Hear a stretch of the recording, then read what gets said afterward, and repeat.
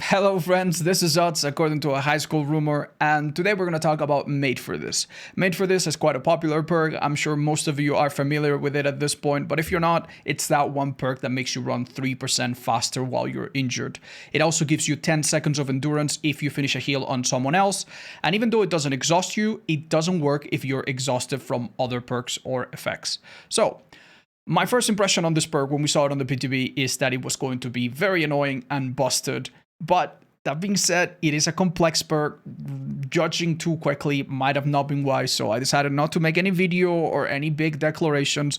I waited until the perk came out. It's now been 2 months. It's one of the most popular perks in the game. It has a usage rate right now of about 20% in my games, and that means that we see it in about 51 or 52% of every single match. So that means that I've been playing about 1 month where at least one person each game or more has been using this perk. I've played against it a lot. I've also even invited people like Aaron, Hans, Steve 1v1, very, very good survivors, and I've asked them to 1v1 me, to play against me. I play killer with no power, and I chase them as to the best of my ability, and half the times they had Made for This, and half the times they didn't, to try to see if there is a difference, and to try to work out exactly what this perk does. And the first thing I realized once I tried to really narrow down what makes this perk so popular and maybe so powerful is that it's not just one thing. This perk legitimately has so many facets to it that in this video, I'm going to split it into different aspects, and we're going to talk about each of them individually. Spoilers, some parts of this perk are completely fine. Some parts of this perk are somewhat problematic, in my opinion. Now, let's talk about the most obvious and straightforward thing this perk does for you: the distance that you make. The distance that this perk creates compared to not having it is a bit significant. Keep in mind, a killer normally moves at 115, and you move at 100 and nothing, but with this perk you move at 103. That means that the difference between you and the killer is shortened by about 20%. And that does mean that if a killer normally would take 20 seconds to catch up to you, with this perk, now it will take them a few more seconds. Is this a problem? No, this perk is completely fine in that regard. In fact, this perk is quite lackluster compared to other exhaustion perks. Other exhaustion perks like Sprint Burst, Overcome, Life, if you can trigger them, do far more for you in terms of distance. So this perk compared to that is completely fine. In a normal chase where you don't just go in a straight line, obviously things are a little bit more complex, but what this perk will often do is let you reach things more safely, sometimes even give you more choices as to where to run after a hit, and that part of this perk, surprisingly, is fine. It is fine. In fact, if the killer plays in a very focused way like I did in my 1v1s and decides to build up Bloodlust often overcomes this perk quite aggressively at loops that aren't incredibly strong. So it really isn't that big of a problem, the distance that you make.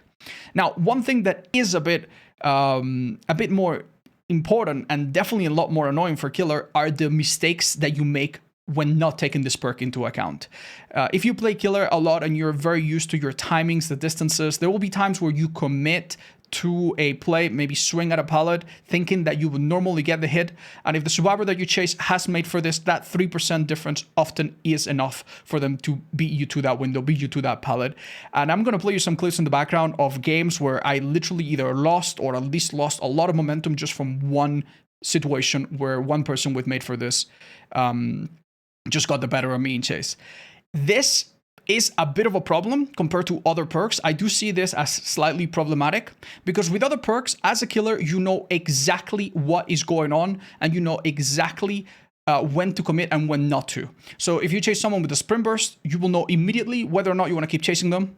If you chase someone that you know has Life, I mean, you can look around yourself, see what windows they can use it on, for example. So you can plan around that. But the thing about Made for This is that it's an extremely quiet perk. You don't know it's there. You have to assume that they have it, and making the decision of chasing and not chasing, you don't have that power. What happens many times in my games is that I will chase a survivor, and then once I'm out of the very invested in that chase, I'm several seconds into that chase and I've given up my pressure elsewhere, I will find out that they had this perk and I don't get it down, and that feels really bad. It's a little bit like old Dead Hard used to be, where you chase a person for a long time only for the chase to get artificially extended near the end of it when you've already sunk so much time because they pressed D.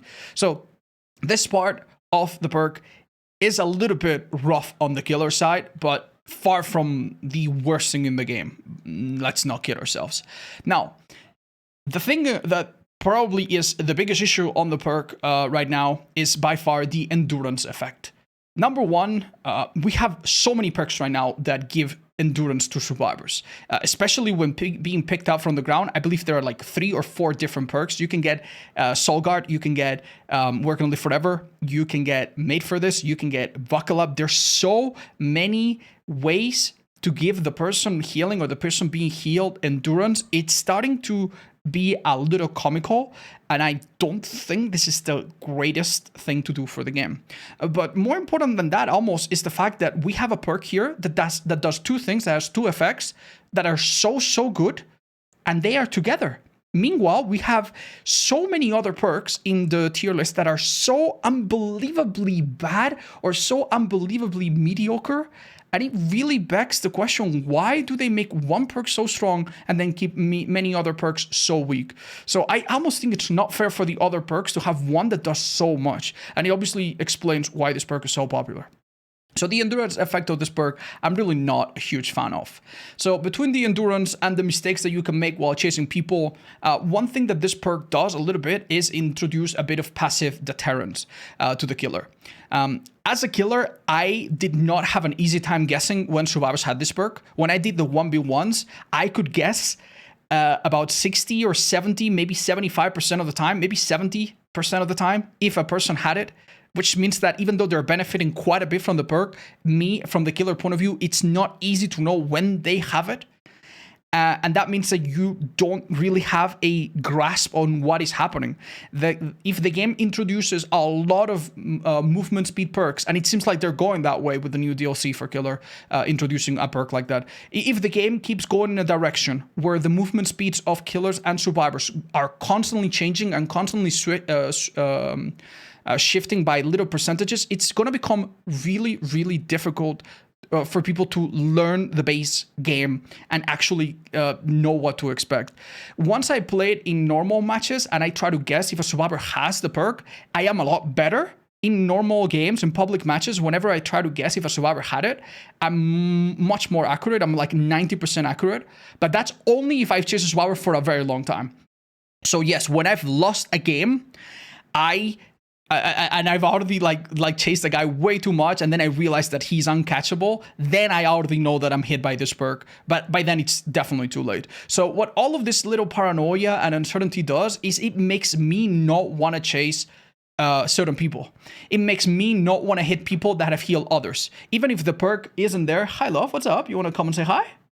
Even if the perk isn't there, sometimes you might leave a survivor because you think that they have it. So a perk that works while it's not even there, I don't think is super healthy for the game and definitely not super necessary.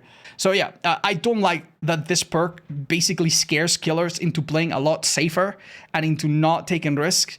And that part of the perk I do find slightly problematic or slightly bothersome. Now, another part of this perk that is worth mentioning is that because this perk doesn't exhaust you, you can totally use it with an exhaustion perk on top.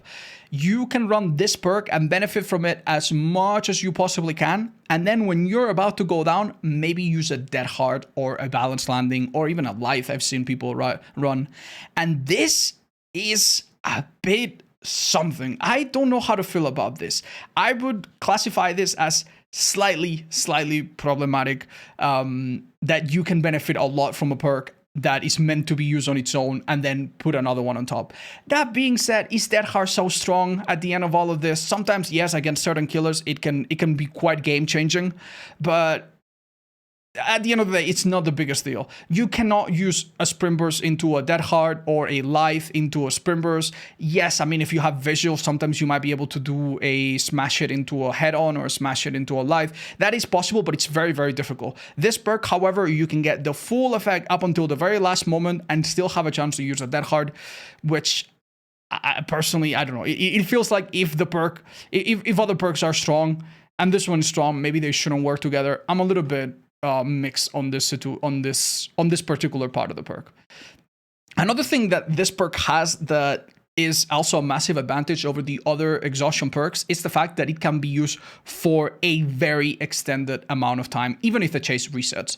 So if you are being chased by, say, a nurse and you have life, and then you go down, and then you get rescued by a flashlight save or a pallet drop, or you have decisive, guess what? You don't have life anymore.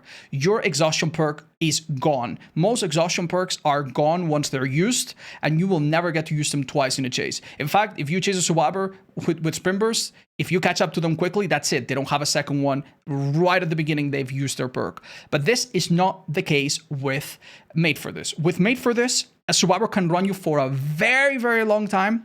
And at the end of it all, if they get rescued or pallet saved or something happens, then they immediately have the perk again. And this might not seem very problematic. In fact, I wouldn't say it's a huge deal. I guess it's since it doesn't give us much straight up distance compared to other perks, this is what it really does. But it does accentuate, or it does make other problems in the game a little bit worse. Certain buildings in the game right now have windows that are so unbelievably strong, especially with the buff bolts, that it really becomes very, very difficult for killers to catch up in these. Sometimes, if the survivor runs fast enough, they can lose chase, so you will never build that blood loss. And if the chase gets lost, some windows get reset.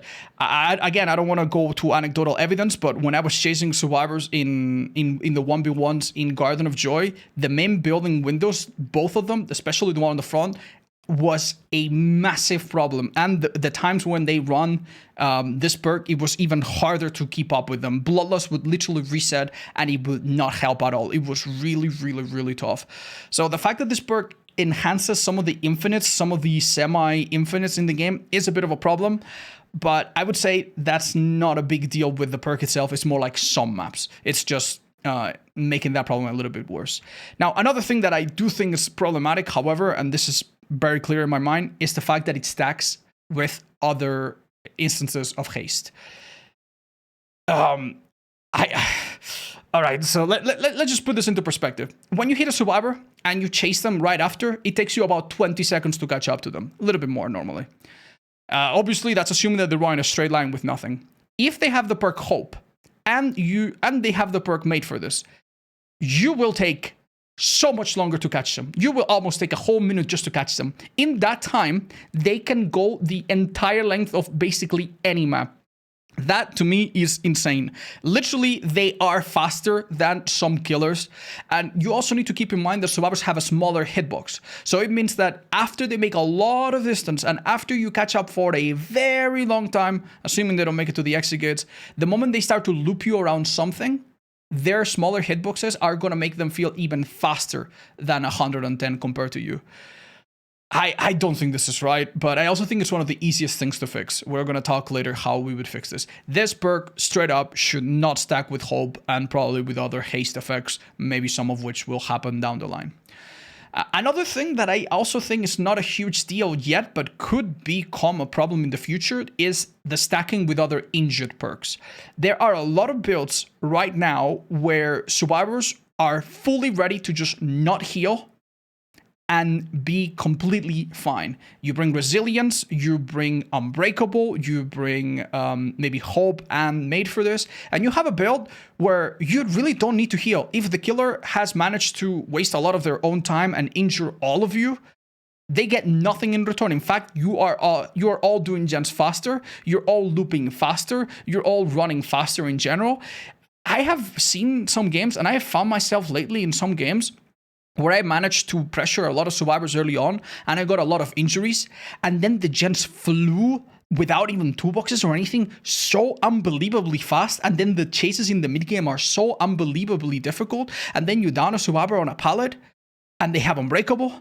So you try to pick them up, they get pallet safe. You don't pick them up, they use Unbreakable. You loop for a little bit to chase someone else off. They rescue with Made for This. And then no matter who you hit, you can't really do anything. Like, these situations where survivors are so safe while injured, I think down the line could become problematic. In the previous meta that we had for the last few months, it was the opposite. Medkits were really, really strong. The healing boon was really, really strong. So survivors wanted to heal ASAP.